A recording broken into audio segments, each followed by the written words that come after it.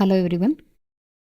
இந்த வீடியோவில் CMA June 2026 எக்ஸாமுக்கான அமெண்ட்மெண்ட்ஸ் பேப்பர் 7B இன்டைரக்ட் டாக்ஸேஷனில் ஜிஎஸ்டியில் என்னென்ன அமெண்ட்மெண்ட்ஸ் இருக்குது அப்படிங்கிறதுல ரொம்ப முக்கியமான பாயிண்ட்ஸ் எல்லாம் பார்க்க போகிறோம்.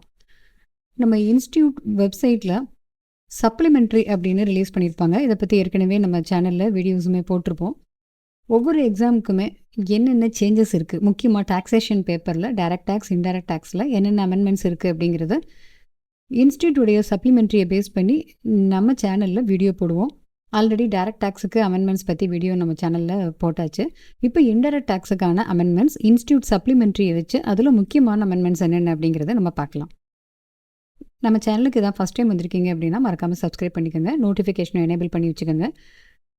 எக்ஸாமுக்கு படிக்கிறப்ப ஏதாவது சப்ஜெக்ட்டுக்கு ரெக்கார்டட் கிளாஸஸ் வேணும் அப்படின்னு நினச்சிங்கன்னா ஸ்க்ரீனில் தெரிகிற இந்த நம்பருக்கு வாட்ஸ்அப் பண்ணி டீட்டெயில்ஸ் கேட்டுக்கலாம். Supplementary for June 2026 term examination paper 7 section B indirect taxation. இது டோட்டலாக ஒரு 10 pages இருக்கிற மாதிரி இந்த சப்ளிமெண்ட்ரி கொடுத்துருக்காங்க. நீங்கள் எக்ஸாமுக்கு ப்ரிப்பரேஷன் பண்ணுறப்ப முக்கியமாக இந்த டாக்ஸேஷன் பேப்பர் உங்கள் கையில் இருக்கிற ஸ்டடி மெட்டீரியல் என்ன எடிஷன்னு செக் பண்ணி பாருங்கள். ஸோ லேட்டஸ்ட் எடிஷன் இன்ஸ்டியூட்டில் பிடிஎஃப் என்ன போட்டிருக்காங்களோ அதில் அமெண்ட்மெண்ட்டு மேக்ஸிமம் ஆட் பண்ணி போட்டிருப்பாங்க. ஸோ அதை பேஸ் பண்ணி ப்ரிப்பரேஷன் பண்ணிங்கன்னா உங்களுக்கு ரொம்பவே ஈஸியாக இருக்கும். அப்படி இல்லைன்னா உங்கள் கையில் இருக்கிற ஓல்டு எடிஷனில் இந்த அமெண்ட்மெண்ட்ஸை அந்தந்த இடத்துல எங்கே அப்ளை ஆகணுமோ அதெல்லாம் பண்ணிவிட்டு படிச்சிங்கன்னா உங்களுக்கு ஈஸியாக இருக்கும். ஸோ உங்களுக்கு எது கன்வீனியன்ட்டோ அதை நீங்கள் ஃபாலோ பண்ணிக்கலாம். இப்போ இந்த சப்ளிமெண்ட்ரி இன்ஸ்டியூட்டில் போடுறாங்க இல்லையா, இது ஒவ்வொரு சப்ஜெக்ட்லேயுமே என்னென்ன சேஞ்சஸ் இருக்குது வரப்போகிற எக்ஸாமுக்கு அதை தான் இங்கே சப்ளிமெண்ட்ரின்னு கொடுப்பாங்க. இது டைரக்ட் டேக்ஸில் ஏற்கனவே போட்டிருந்ததை நம்ம சேனலில் நம்ம வீடியோவாக போட்டிருக்கோம். இப்போ இன்டைரக்ட் டாக்ஸேஷனில் ஜிஎஸ்டியில் என்னென்ன அமெண்ட்மெண்ட்ஸ் இருக்குது பேப்பர் 7B ஜூன் 2026 எக்ஸாமுக்குன்னு கொடுத்துருக்காங்க. ஸோ இதில் இந்த ஃபஸ்ட்டு ஆரம்பத்தில் பார்த்தீங்கன்னா அமெண்ட்மெண்ட் இன் சிஜிஎஸ்டி ஆக்ட்னு போட்டு ஒவ்வொரு செக்ஷன்லையும் என்னென்ன சேஞ்சஸ் இருக்குது அப்படிங்கிற மாதிரி கொடுத்துருக்காங்க. ஸோ இதெல்லாம் ஜஸ்ட் ஒரு கிளான்ஸ் பார்த்துக்கோங்க. இப்போ நம்ம பார்க்க போகிறது ரொம்ப ரொம்ப முக்கியமான எக்ஸாம் ஓரியன்டாக நமக்கு ரொம்ப முக்கியமான பாயிண்ட் என்னென்னலாம் தேவை அப்படிங்கிறத பார்க்க போகிறோம். பட் இது எல்லாத்தையுமே ஒரு தடவை நீங்கள் ரீட் பண்ணிக்கிறது உங்களுக்கு கன்வீனியண்ட்டாக இருக்கும். இப்போ இதில் ஃபஸ்ட்டு நம்ம பார்க்க போகிறது என்ன அப்படின்னு பார்த்தீங்கன்னா ஜிஎஸ்டி ரேட் என்னென்னலாம் சேஞ்ச் ஆகிருக்கு அப்படின்னு. ஜிஎஸ்டி ரேட்டில் 12%ம் 28%ம் எடுத்துட்டாங்க. அது கிடையாது. இது எல்லாருமே நியூஸில் படிச்சிருப்பாங்க. பட் கம்மிங் எக்ஸாமுக்கு இது நமக்கு அப்ளிகபிள்ங்கிறதுனால இது சப்ளிமெண்ட்ரியில் கொடுத்துருக்காங்க. ஸோ 12%, 28% ஜிஎஸ்டி ரேட்டுங்கிறத எடுத்துட்டாங்க. ஸோ இப்போ மீதி இருக்கிற குட்ஸ் எல்லாத்தையும் மேக்ஸிமம் 5%லேயும் 18%லேயும் அதில் கொண்டு வந்து மெர்ஜ் பண்ணியிருக்காங்க. ஆனால் அதே சமயத்தில் லக்ஸரி அல்லது டிமெரிட் ஐட்டம்ஸ், எந்தெந்த ஐட்டம்ஸ் எல்லாம் யூஸ் பண்ணுறதை கம்மி பண்ணணுமோ அந்த தான் டிமெரிட் ஐட்டம்ஸ்னு சொல்கிறது. லக்ஸரியான ஐட்டம்ஸ் இதுக்கு எல்லாத்துக்குமே 40% ஜிஎஸ்டி ரேட்டு இன்ட்ரடியூஸ் பண்ணியிருக்காங்க. இது ஒரு முக்கியமான அமெண்ட்மெண்ட்டு. நெக்ஸ்ட் முக்கியமான அமெண்ட்மெண்ட் என்னென்னு பார்த்தோம்னா வேல்யூ ஆஃப் சப்ளையில் லாட்ரி டிக்கெட்டுடைய வேல்யூ, இதுக்கு டீம்டு வேல்யூ ஆஃப் சப்ளை என்னென்னு கேல்குலேஷன் பண்ணும்போது என்ன பண்ணுவோம், 2 அமௌண்ட்டில் ஹையர் இதுன்னு பார்ப்போம். ஸோ த ஹையர் ஆஃப் 100/128ன்னு ஓல்டு இருந்தது into face value of lottery ticket அல்லது ஃபேஸ் வேல்யூ இன்னொரு அமௌண்ட் வந்து notified price notified by organising state official கெசட்டில் இன்ட்ரடியூஸ் பண்ணியிருப்பாங்க. ஸோ இந்த 2 ரேட்டில் எது ஹையரோ அதுதான் value of supply, deemed value of supply இந்த கேஸ் ஆஃப் லாட்ரி அப்படின்னு நம்ம படிச்சிருப்போம். பட் இந்த 128 அப்படின்னு இருக்கிறத 140ன்னு மாற்றிருக்காங்க. இது ஒரு முக்கியமான அமெண்ட்மெண்ட்டு வேல்யூ ஆஃப் சப்ளையில். ஸோ வேல்யூ ஆஃப் சப்ளை இந்த சாப்டரில் லாட்ரி டிக்கெட்டுடைய டீம்டு வேல்யூவேஷன் கேல்குலேஷன் பண்ணுறப்ப ஹையர் வேல்யூ ஆஃப் 2 அமௌண்ட் பார்ப்போம். 100 இப்போ அது மாற்றிருக்கிறது என்ன 140, 100/140 into face value of lottery ticket அல்லது 100/140 into price notified in the official gazette by the organizing state. இப்போ இங்கே 128ன்னு இருந்தது, இப்போ 140ன்னு மாற்றிருக்காங்க. இது ஒரு முக்கியமான சேஞ்சு. அடுத்து ஒரு amendment list of services section 9 subsection 5 notified services பார்த்துருப்போம். இசிஓ ப்ரொவைட் பண்ணக்கூடிய அந்த சர்வீசஸ் அப்படின்னு பார்த்துருப்போம். இதில் ஒன்று இன்க்ளூட் பண்ணியிருக்காங்க. லிஸ்ட் ஆஃப் சர்வீசஸ் நோட்டிஃபைடு சர்வீசஸில் included services by way of local delivery supplied through an electronic commerce operator. இப்போ லோக்கல் டெலிவரி சப்ளை பண்ணுறப்ப அந்த சர்வீசஸுமே இந்த செக்ஷன் 9(5) அதில் கொண்டு வராங்க. இப்போ அதிலிருந்து என்ன சொல்ல வராங்கன்னா இந்த செக்ஷன் 9(5) பொறுத்த மட்டும் இசிஓ மூலமாக ஒரு சர்வீஸ் ப்ரொவைட் பண்ணுறப்ப ஜென்ரலாக இசிஓ தான் அதுக்கு டேக்ஸ் கட்டுவாங்க அப்படின்னு நம்ம படிச்சிருப்போம். பட் இங்கே என்ன சொல்கிறாங்க அப்படின்னா, இந்த சர்வீசஸில் இப்போ லோக்கல் டெலிவரி சர்வீசஸும் இதில் ஆட் பண்ணுறாங்க. அப்படி ஆட் பண்ணுறப்ப இசிஓ மூலமாக லோக்கல் டெலிவரி சப்ளை பண்ணும்போது GST on such services payable by ECO தான் பே பண்ணுவாங்க. இது ஆக்சுவலாக சர்வீஸ் ப்ரொவைடர் வந்து இந்த பிளாட்ஃபார்ம் மூலமாக பண்ணுறப்ப ஜென்ரலாக அது இசிஓ தான் பே பண்ணுவாங்கன்னு செக்ஷன் 9(5) நம்ம படிச்சிருப்போம். ஆனால் இந்த provision not apply where the delivery service provider is liable for GST registration under section 22(1). Section 22(1) என்ன, டேர்ன் ஓவர் த்ரெஷோல்டு லிமிட்டை தாண்டும் போது அவங்க ஜிஎஸ்டி ரெஜிஸ்ட்ரேஷனுக்கு லயபிள் ஆவாங்கன்னு படிச்சிருப்போம் இல்லையா.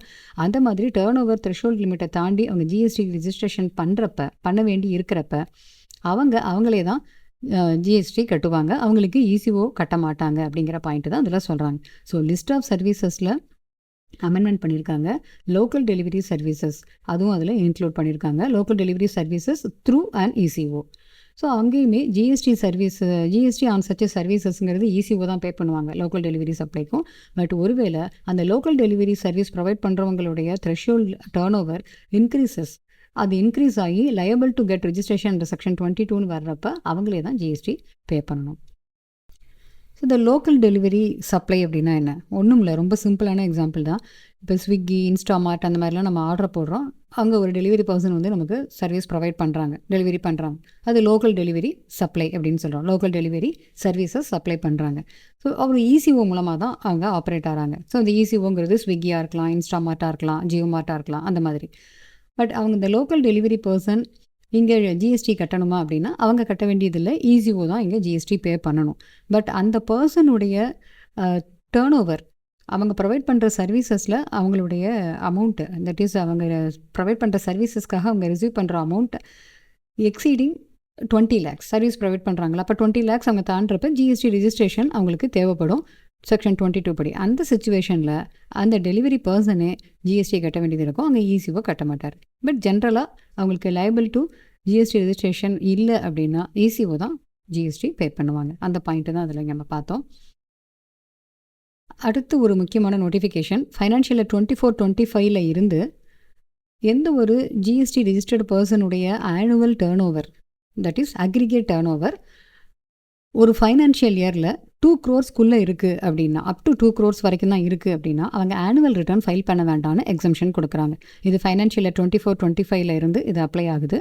ஜிஎஸ்டியில் ரெஜிஸ்டர் பண்ண பர்சனுடைய அக்ரிகேட் டேர்ன் ஓவர் எந்த ஒரு ஃபைனான்ஷியல் இயரில் 2 crores வரைக்கும் இருக்கோ, 2 crores தாண்டாமல் இருக்கோ, அந்த பர்சன் ஆனுவல் ரிட்டர்ன் ஃபைல் பண்ண வேண்டாம், அவங்களுக்கு எக்ஸம்ஷன். அடுத்து ஒரு கிளாரிஃபிகேஷன் கொடுத்துருக்காங்க. கிளாரிஃபிகேஷன் அப்படிங்கிறப்ப ஏதாவது டவுட் இருந்ததுன்னா அதை கிளியர் பண்ணுறதுக்காக கொடுக்கக்கூடியது. Secondary discount, post sale discount, இதுக்கெல்லாம் கிளாரிஃபிகேஷனாக கொடுக்குறாங்க.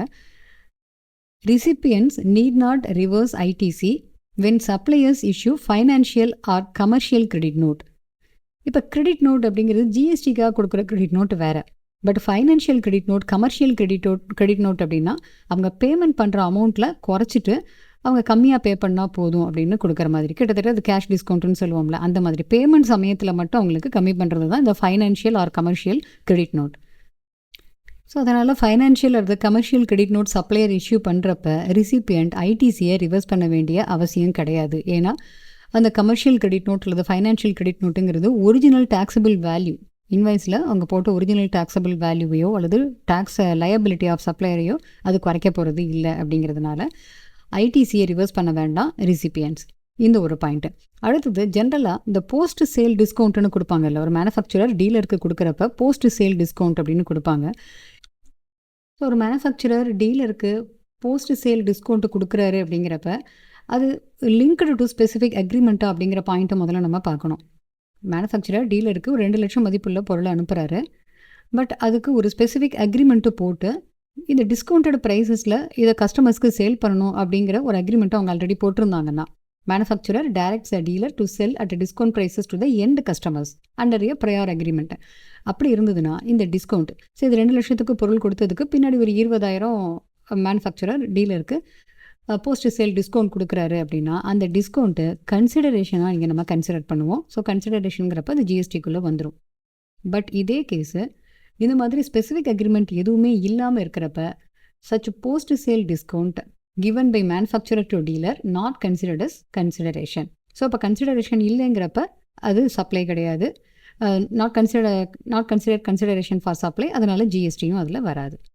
அடுத்தது டீலர் ப்ரமோஷனல் ஆக்டிவிட்டீஸ்க்காக டீலர்ஸ்க்கு ஸ்பெசிஃபிக்காக காம்பன்சேஷன் கொடுக்குறாங்க அப்படின்னா அந்த கேஸ்லேயும் ஜிஎஸ்டி அப்ளை ஆகும். இங்கே சொன்னோம் இல்லையா, லிங்க்டு டு ஸ்பெசிஃபிக் அக்ரிமெண்ட் சொன்ன மாதிரி தான், போஸ்டல் சேல் டிஸ்கவுண்ட்டில் சொன்ன மாதிரியே dealers are separately compensated.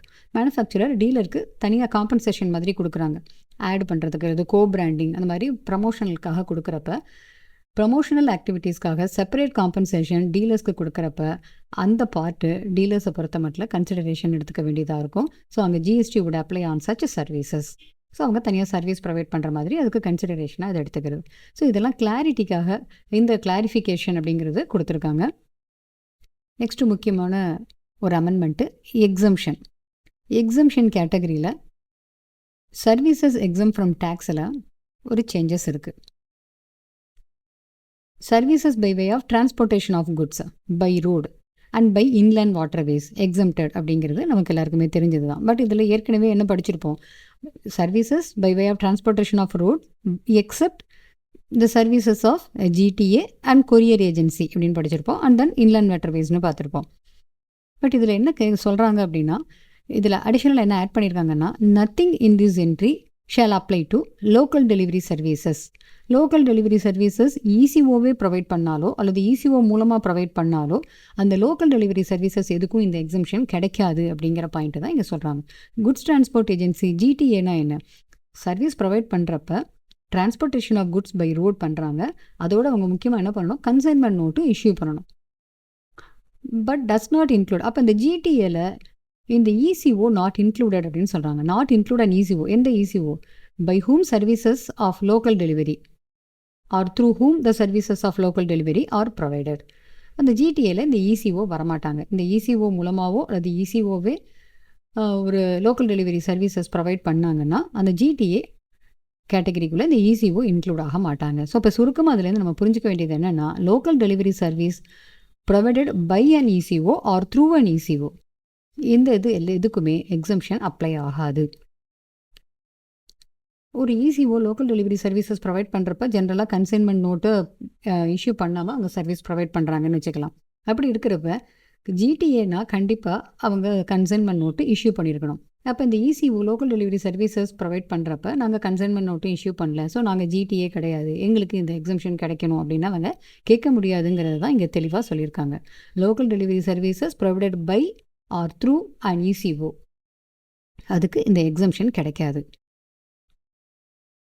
Next எக்ஸம்ஷனில் புதுசாக 36C, 36D அண்ட் 36E அப்படின்னு 3 எக்ஸம்ஷன் கொண்டு வந்திருக்காங்க. 36Cயில் என்ன சொல்கிறாங்க அப்படின்னா, life insurance business services provided by an insurance company to the insured, இது எக்ஸம்ஷன். பட் அந்த இன்சூர்டு யாராக இருக்கணும், இன்சூர்டுனா யார் பாலிசி எடுத்திருக்காங்களோ அவங்க குரூப்பாக இருக்கக்கூடாது. அப்படி இருந்தால் அந்த சர்வீசஸ் ஜிஎஸ்டிலேருந்து எக்ஸம்டட் அப்படின்னு சொல்கிறாங்க. இப்போ 36D பார்த்தோம்னா இதே தான், பட் லைஃப் இன்சூரன்ஸ்க்கு பதிலாக ஹெல்த் இன்சூரன்ஸ் ப்ரீமியம் பே பண்ணும்போது இந்த எக்ஸம்ஷன் கிடைக்கும். So services of health insurance business provided by an insurance company health insurance business பண்ணுறாங்க. அவங்க சர்வீசஸ் ப்ரொவைட் பண்ணுறப்ப அந்த இன்சூர்டு பர்சன் குரூப்பாக இல்லாமல் இருந்தால் இதுக்கு எக்ஸம்ஷன் உண்டு அப்படின்னு சொல்கிறாங்க. அந்த 36E பார்த்தோம்னா, இப்போ 36CD ரெண்டுலேயும் பார்த்தோம்ல, இந்த சர்வீசஸை இன்சூரன்ஸ் கம்பெனி ப்ரொவைட் பண்ணுறாங்கல்ல, இதுக்கு ரீஇன்சூரன்ஸ் பண்ணினா அதுவும் exemption. Reinsurance of the insurance services specified in 36CRD. அப்போ குரூப்பாக ஒரு இன்சூரன்ஸ் பாலிசி எடுத்தால் அந்த services of life insurance or health insurance பிஸ்னஸ்ங்க சர்வீஸ் ப்ரொவைட் பண்ணதுக்கு எக்ஸம்ஷன் கிடைக்காது. பட் அந்த குரூப்பில் ஒரு இண்டிவிஜுவலோ அந்த இண்டிவிஜுவலுடைய ஃபேமிலி மெம்பர்ஸாவோ இருந்தால் அது கண்டிப்பாக எக்ஸம்ஷன் உண்டு அப்படிங்கிறத இங்கே தெளிவாக சொல்கிறாங்க. This exemption shall apply to a contract of insurance contract. அப்போ இதில் இன்சூரன்ஸ் பண்ணின பர்சன், இன்சூர்டு பர்சன் ஒரு இண்டிவிஜுவலாவோ அல்லது இண்டிவிஜுவலும் அவங்களுடைய family of the said individual, அந்த இண்டிவிஜுவல் பர்சனுடைய ஃபேமிலி, இப்போ ஹஸ்பண்ட், ஒய்ஃப், அவங்க சில்ட்ரன் எல்லாமே சேர்ந்து ஒரு ஃபேமிலியாக குரூப்பாக இன்சூரன்ஸ் பாலிசி எடுத்திருக்காங்க அப்படின்னா அதுக்கு கண்டிப்பாக எக்ஸம்ஷன் உண்டு. அப்போ இது குரூப்பாக இருக்கக்கூடாது அப்படின்னு சொல்கிறாங்க. அப்போ குரூப்பாக இருந்தால் அந்த எக்ஸம்ஷன் கிடைக்காதுன்னா அந்த குரூப்பை எதை குறிக்கிறாங்கன்னு பார்த்தோம்னா, எம்ப்ளாயி குரூப்பாவோ அல்லது நான் எம்ப்ளாயி குரூப்பாவோ இருந்தாலும் அந்த குரூப்புக்கு கிடைக்காது. அப்போ எந்த குரூப்புக்கு கிடைக்கும், இண்டிவிஜுவலும் அந்த இண்டிவிஜுவலுடைய ஃபேமிலி மெம்பர்ஸும் சேர்ந்து குரூப்பாக இருந்தால் அந்த இன்சூரன்ஸ் பாலிசி இந்த எக்ஸம்ஷனில் கவர் ஆகும். அது லைஃப் இன்சூரன்ஸாக இருந்தால் அது section 30 that is entry number 36C. இது வந்து எக்ஸம்ஷனுடைய entry number 36C, 36D and 36E. இப்போ இந்த எம்ப்ளாயி குரூப்னா என்ன? எம்ப்ளாயி எல்லார் பேர்லேயும் சேர்ந்து பாலிசி எடுத்திருப்பார். அப்போ எம்ப்ளாயருங்கிறவர் மாஸ்டர் பாலிசி ஹோல்டராக இருப்பாங்க. எந்த எம்ப்ளாயீஸோடைய நேமில் பாலிசி எடுத்திருக்காங்களோ அந்த எம்ப்ளாயீஸ் எல்லாரும் மெம்பர்ஸ் ஆஃப் த குரூப் அப்படின்றதுல சொல்லுவோம். ஸோ அந்த மாதிரி எம்ப்ளாயி குரூப்போ அல்லது நான் எம்ப்ளாயி குரூப்பாக இருந்தாலும் அங்கேயும் master group policy holder members of the group அப்படின்னு இருக்கும்போது இந்த கேஸ்லலாம் எக்ஸம்ஷன் கிடைக்காது. பட் இண்டிவிஜுவலும் அவங்களுடைய ஃபேமிலி மெம்பர்ஸும் சேர்ந்து குரூப்பாக இருந்து இன்சூரன்ஸ் பாலிசி எடுத்திருந்தாங்கன்னா அது லைஃப் இன்சூரன்ஸ், ஹெல்த் இன்சூரன்ஸ் இது எல்லாத்துக்குமே எக்ஸம்ஷன் உண்டு. நெக்ஸ்ட் ரெஜிஸ்ட்ரேஷன் ரிலேட்டடாக ஒரு ரூல் 9A. இந்த ரூல் 9Aல என்ன சொல்கிறாங்க அப்படின்னா, இந்த ஜிஎஸ்டியில் ரிஜிஸ்ட்ரேஷன் பண்ணியிருக்கிற ஒரு பர்சன் பட் அவங்க ஜிஎஸ்டி ரெஜிஸ்ட்ரேஷனுங்கிறது ரூல் 8ல் அல்லது ரூல் 12ல் ரூல் 17ல் எதில் வேணாலும் ரெஜிஸ்ட்ரேஷனுக்கு அப்ளை பண்ணியிருக்கலாம். ரூல் 8ங்கிறது நார்மலாக பண்ணக்கூடியது. ரூல் 12ங்கிறது டிடிஎஸ் டிசிஎஸ் ரிலேட்டடான registration and rule 17 OADAR.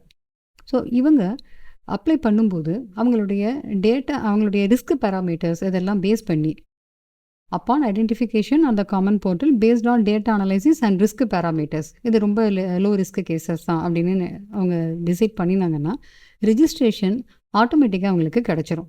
So இப்போ இதை ஃபாஸ்ட் ட்ராக் அப்படிங்கிற மாதிரி ஒரு ப்ராசஸில் சொல்கிறாங்க. கிராண்டட் ரிஜிஸ்ட்ரேஷன் எலக்ட்ரானிக்கலி எத்தனை நாளில் கிடைக்கும்னா 3 நாளுக்குள்ள வித்தின் 3 ஒர்க்கிங் டேஸ் அவங்க அப்ளிகேஷன் போட்டதுலேருந்து கிடைக்கும். பட் இந்த ஆப்ஷன் எந்தெந்த டேக்ஸ் பேயர்ஸ்க்கு கிடைக்கும் அப்படின்னு பார்த்தோம்னா, ரூல் 8ல் ரெஜிஸ்ட்ரேஷன் பண்ணியிருக்கக்கூடிய பர்சன், ரெஜிஸ்ட்ரேஷனுக்கு அப்ளை பண்ணியிருக்கக்கூடிய பர்சன் அவங்களுடைய டோட்டல் அவுட்புட் டேக்ஸ் லயபிலிட்டி, இந்த டோட்டல் அவுட்புட் டேக்ஸ் லயபிலிட்டிங்கிறது GST, CGST, SGST, UTGST, IGST எல்லாமே சேர்த்து அது supply of goods or services எல்லாமே கலந்தது தான், எல்லாமே சேர்ந்தது தான். And tax and compensation cess எல்லாம் சேர்ந்து total output tax liability should not exceed 2,50,000 per month. ஒரு மாதத்துக்கு 2,50,000க்கு மேலே எக்ஸீட் ஆகாமல் அவங்களுடைய total tax liability, output tax liability இருக்கும்போது அவங்களுக்கு இந்த ஆப்ஷன் எடுத்துக்க முடியும். Option to get registration electronically in accordance with the provisions of this rule. இன்னொரு முக்கியமான அமெண்ட்மெண்ட் டைம் ஆஃப் சப்ளை ரிலேட்டடானது. டைம் ஆஃப் சப்ளையில் வவுச்சர்ஸ் ரிலேட்டடான டைம் ஆஃப் சப்ளை படிச்சிருப்போம். அதில் ஐடென்டிஃபைபிள் வவுச்சர், நான் ஐடென்டிஃபைபிள் வவுச்சர்னு வந்திருக்கும். அதாவது வவுச்சரை வாங்கும்போதே எந்த பொருளுக்கு அதை எக்ஸ்சேஞ்ச் பண்ணுறோன்னு தெரியும் அல்லது தெரியாது, அது ரிடம்ஷன் பண்ணும்போது தான் தெரியும். அந்த மாதிரி கேசஸில் டைம் ஆஃப் சப்ளைங்கிறது ஒன்று இஷ்யூ ஆஃப் வவுச்சர்ஸாக இருக்கும் அல்லது ரிடம்ஷன்ஸ் ஆஃப் வவுச்சர் அந்த டைமாக இருக்கும் அப்படின்னு படிச்சிருப்போம். பட் அது அந்த செக்ஷன் எல்லாத்தையுமே இப்போ ஒமிட் பண்ணிட்டாங்க. அந்த செக்ஷன் எல்லாம் டெலீட் பண்ணதுனால time of supply relating to vouchers section 12(4) and 13(4) இது ரெண்டுமே இப்போ ஒமிட்டட். ஸோ இதனால் என்ன ஆகும்னா, எப்போ ஆக்சுவலாக சப்ளை பண்ணுறாங்களோ அந்த சமயத்தில் தான் இங்கேயுமே டைம் ஆஃப் சப்ளைங்கிறது நார்மலாக கன்சிடர் பண்ணுற மாதிரி இருக்கும். அதாவது வவுச்சர்ஸ் எப்போ இஷ்யூ பண்ணுறாங்களோ அப்போ டைம் ஆஃப் சப்ளைங்கிறது இங்கே நம்ம கன்சிடர் பண்ண மாட்டோம்.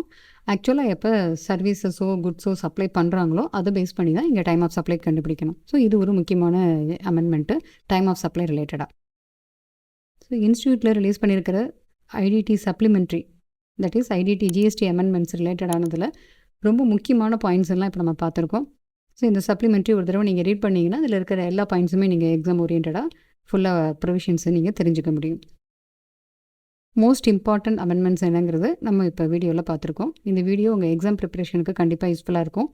இதை உங்களுடைய ஃப்ரெண்ட்ஸ் யாருக்காவது ஷேர் பண்ணணும்னு நினச்சிங்கன்னா மறக்காமல் ஷேர் பண்ணுங்கள். நம்ம அடுத்த ஒரு டாப்பிக்கில் மீட் பண்ணலாம்.